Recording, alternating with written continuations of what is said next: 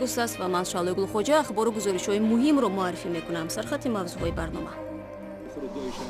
توجیکستان ایران را با سرمایه‌گذاری کشتارهای پرسر و صدا متهم کرد. سفارت ایران ادعاها را توهین و دروغ نامید. پند جدی می‌دهیم تهدید کره شمالی برای حمله به پایگاه آمریکا در گوام. و داستان جفت‌های نابینای خوشبخت در ولایت ختلان با پیشرفت علم و تکنیک یافتن همسر برای نابینایان آسان‌تر شد. اول صدایش رو شنیدم و من صدایش اول محبوب شد. من گفتم این بین‌نهایت صدای خوب و معقوله‌دار خیلی به من معقول است. من وزارت امور داخلی توجیکستان شام 8 август در یک فیلم مستند ایران را در سرمایه‌گذاری قتل چندین چهره سرشناس و روشنفکر توجیک در سالهای 90 متهم کرد. در این فیلم 45 دقیقه‌ای دوام می‌شود که از جمله قتل سفرعلی کنجاєв، سابق رئیس شورای عالی با پول ایران و با دستور عبدالحلیم نظرزاده معروف با نام حاجی حلیم صورت گرفته است. وزارت کارهای داخلی شهادت سه گمانبر را نمایش داد که میگویند در سالهای 90 برای آموزش جنگ و استفاده سلاح یک مدت به شهرهای ایران رفته شناسنامه این کشور را داشتند. تحلیلگران میگویند این اتهامات جدی رابطه‌های دو کشور را بدتر خواهد کرد. 100% رابطه دو کشور بدتر خواهد شد، برای اینکه این فیلم مستندی که تهیه شده مصاحبه شده با چند نفر از اونهایی که درگیر این مسئله بودند در 20 سال اخیر کاملا یک طرفه است و جانب ایران درش گفته نشده که ایران واقعا چی کار داشته، دخالتی داشته و یا نداشته و تا چه حد دخالت داشته و با یک هدف این فیلم تهیه و پخش شده از تلویزیون دولتی تاجیکستان که کمک بکنه به اون اهداف دولت تاجیکستان که ایران رو یک عنصر، یک کشور نامطلوب در کشوری که دخالت میکنه در امور داخل تاجیکستان به مردم تاجیکستان نشون بده، بدون اینکه به ایران امکان رو بده که ایران هم از خودش دفاع بکنه و بگه که واقعا چی کار داشته میکرده و آیا در زمان جنگ داخلی به کدوم گروه ها به کدوم احزاب کمک میکرده و هدفش چی بوده. این هست که ما هنوز از ایران واکنشی از ایران ندیدیم، ولی به احتمال زیاد ایران واکنش تندی نشون خواهد داد. کارشناسان توجیک نیز پخش این فیلم را به سودی دو طرف نمیدانند. آنها میگویند از این اقدام تاجیکستان برمیآید که دوشنبه میخواهد اقدام‌های جدی‌تری دیگری نسبت ایران بگیرد. در حالی که مناسبت‌های تاجیکستان و ایران در سطح نه اونقدر خوب قرار دارند، نمایش دادن چنین فیلم‌ها هیچ وقت به منفعت هر دو کشور نیست. اولا اینکه در صنعت دیپلماتی استفاده از چنین معرکه ها این نشانه غرضناک بودن چنین یک معرکه است، یعنی که اون قوه هایی که برای نمایش گذاشتن چنین یک فیلم مستند کوشش به خرج دادن، اونا یک غرض معین دارند که به منفعت تاجیکستان نیست. ایران یکی از طرف‌های صلح توجیکان بود و چندی از چهره‌های شناخته مخالفین در این کشور پناهگاه یافته بودند. ایران در صلح توجیکان نقش کلیدی می‌بازید و چند دور مذاکرات صلح در تهران برگزار شده است.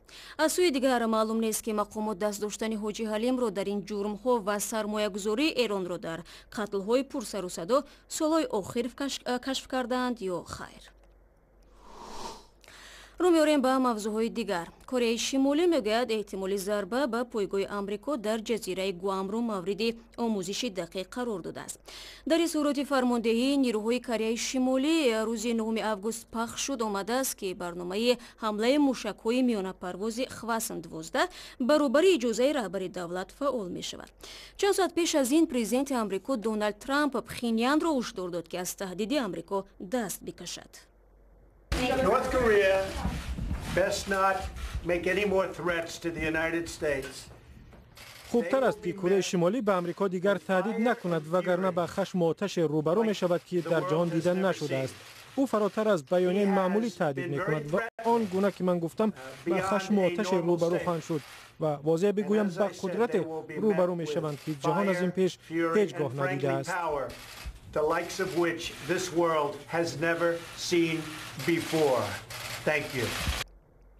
واکنش ترامپ پاسخ به تهدید کره شمالی بود که گفته است به آمریکا پند جدی خواهد داد.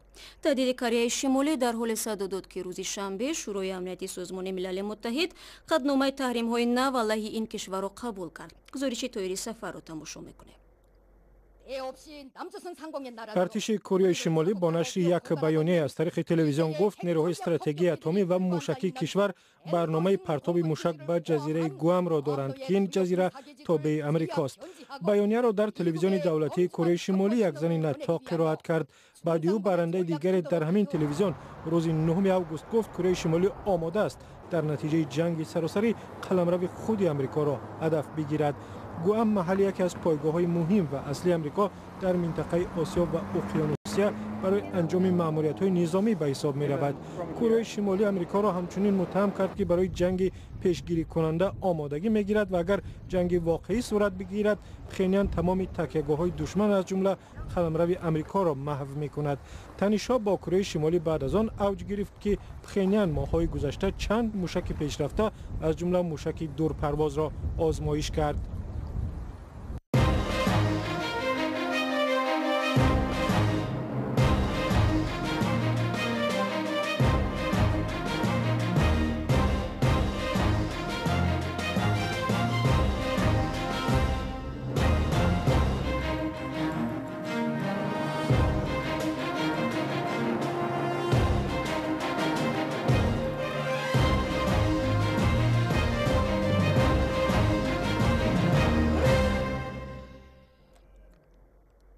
گزارش نوبتی ما از روزگار چند جفت نابینای قصه میکند که با کمک تلفن موبیل بخت خود را پیدا کردند.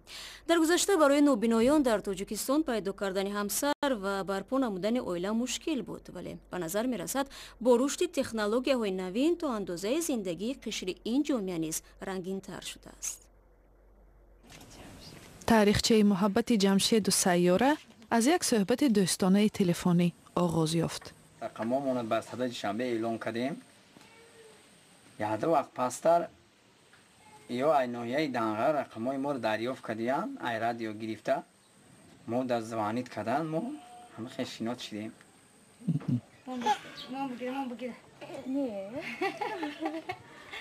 چند ماه بعد با هم صحبت‌های طولانی داشتند و به قول جمشید این صحبت‌ها خیلی جالب بودند. ما که روشن ضمیر هستیم ما خودمون همین با چشم دل احساس میکنیم روشن ضمیر که هستیم ما تا که این بیناها میبینن ما هم خودمون هم مثل همون بیناها تصور میکنیم که ما بیناییم در همین دنیا. جمشید 33 سال دارد و میگوید نابینایان مثل او به دشواری عائله برپا میکنند و همین تماس‌های تلفنی است که چراغ امید را در دلشان منور میسازد. اول صدایش رو شنیدم و من صدایش اول محبوب شد. من گفتم این به نهایت صدای خوب و مرغوله‌دار خیلی به من محبوب است. من میخوام که با تو شناس شوم. رادیو در نمرش اعلام کرد، زنگ زدم و دوستی گام میزنم، گفتم خیر. محرم دختر 11 ماهه آنها خوشبختانه میبیند. جمشید میگوید با پیدا شدن آنها بخت برایش خندید. که صداشون که میفهمم همین گویا که من همی‌ها را دیدم با چشم دلم. جمشید و سیاره بدون کمک کسی حرکت میکنند و نگهبان کودکشان هم خودشان هستند. مادر جمشید شاهد است که چقدر پسرش برای یافتن جفت خود تلاش ورزید. لیل نوبت رفت جمشید. رفت میشد خور رفته قطیش که صحبت کرده مادرش رهی دور 20 سال چه گفته ریزا نشیده رفت لیل نوبت. گلمراد غایبزا جوان 22 ساله دیگری نابینا نیست چون جمشید همسر آینده‌اش را از ناحیه دنغره و توسط تلفن یافت. شور محبت مرا بار اول قبول نکرد.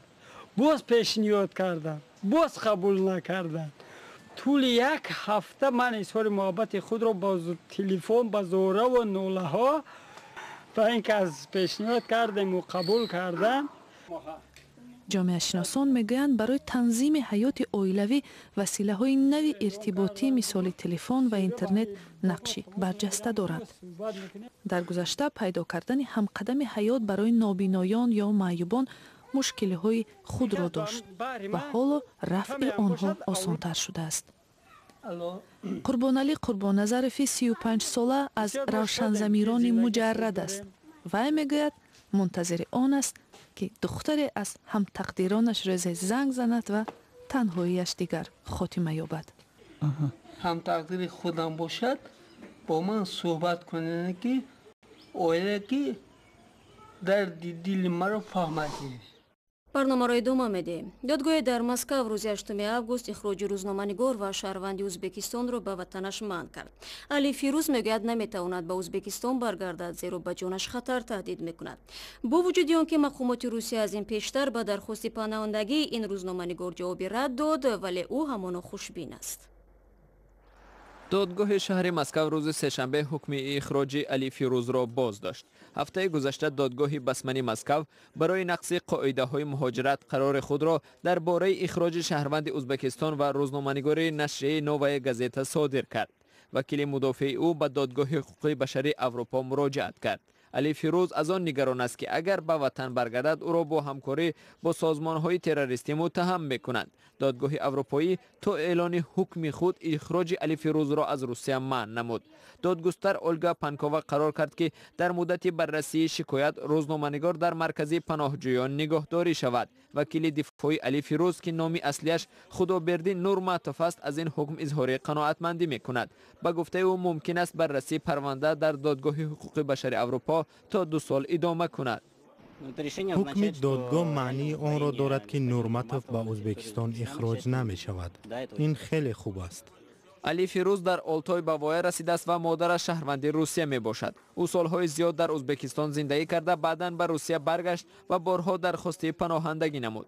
ба гуфтаи рӯзноманигор, дар ватанаш ӯро ба ҳамкорӣ бо хадамоти махсус маҷбур кардаанд. 1 август Фирӯзро ки шиноснома надошт, дар Москав боздошт карданд. ӯ мегӯяд шиносномаашро соли 2012 дуздиданд ва барои гирифтани санади нав ӯ бояд ба сафорати Ӯзбекистон муроҷиат мекард. ба гуфтаи вакили дифоъ, баъд аз қарори ихроҷи додгоҳи басмани шаҳри Москав, рӯзноманигор талоши худкушӣ кард. шоми рӯзи сешанбе заминларзаи шадид вилояти Сичуанро дар ҷанубу ғарби Чин такон дод. ба навиштаи расонаҳои маҳаллӣ, дар пайи ин заминларза 9 нафар ҷон бохта, 164 тани дигар ҷароҳат бардоштанд. вазъи бештари онҳо вахим арзёбӣ мешавад. мақомоти кишвар мегӯянд, маркази заминларза дар як ноҳияи дурдасте будааст ки аксарияти аҳолиаш тибетиҳо мебошанд. ҷунбиши замин бештар аз ҳама дар боғи миллии Сюджайгоу эҳсос шудааст ки минтақаи сайёҳӣ ба ҳисоб меравад. беш аз 30 000 нафар истироҳаткунандагон аз маҳалли заминларза берун оварда шуданд. зилзиласанҷони Чин шиддати заминҷунбиро 7 дараҷа, аммо хадамоти геологии амрикоӣ 6.5 дараҷа ҳисоб карданд. як ихтироъкори чех мусофирбари хурдро ба автобуси шиновар табдил додааст. ӯ бовар дорад ки ихтирооти ӯ барои сайёҳон ҷолиб буда, дар бахши ҷаҳонгардӣ имкониятҳои зиёдеро фароҳам меорад. агар мехоҳед бубинед ки чӣ гуна мусофирбари хушкигард дар об ҳам шино мекунад, гузориши навбатии моро тамошо кунед. сайёҳоне ки ба ҷумҳурии Чех меоянд, талош менамоянд пойтахти он шаҳри Прагаро аз ҳар зовия тамошо кунанд. онҳо барои гаштугузор дар пойтахти Чехия аз автобус ва киштӣ истифода мебаранд. ихтироъкор Роберт Шубик тасмим гирифт ки кори ширкатҳои сайёҳиро осонтар кунад. ӯ мусофирбари Мерседес Спринтерро бо автобуси шиновар табдил дод. ин мошин метавонад озодона дар роҳҳо сафар кунад ва ҳамин гуна дар дарьё ҳам шино намояд. идоракунии ин автобус аз рондани киштии муҳаррикдор мушкилтар нест. ягона фарқияташ ин аст ки бояд ба мисли мошин суръаташро пахш кард ва барои ба ҳаракат даровардан рулашро тоб дод. автобуси шиновар барои 12 нафар пешбинӣ шудааст. ба нақли Роберт Шубик, ӯ аз соли 2008 ба мавҷудоти обиву хушкигард таваҷҷӯҳ дошт. идеяи ба автобуси обӣ табдил додани мусофирбари хурд соли гузашта ба сараш омад. барои амалӣ кардани ихтироъ 8000 соат лозим шуд. ҳоло ширкати ӯ тасмим дорад истеҳсоли бештари чунин автобусҳоро барои ширкатҳои сайёҳӣ бар роҳ монад. дар оянда Шубик мехоҳад хонаҳои чархдор бисозад ва ихтироъоти обиву хушкигардашро барои наҷотдиҳандагон мутобиқ намояд. инҷо барномаи мо поён ёфт. хабарҳо ва видеои бештар аз инро метавонед дар вебсайти мо пайдо кунед. ташаккур барои ҳамроҳӣ ва худо нигаҳдори ҳар яки шумо.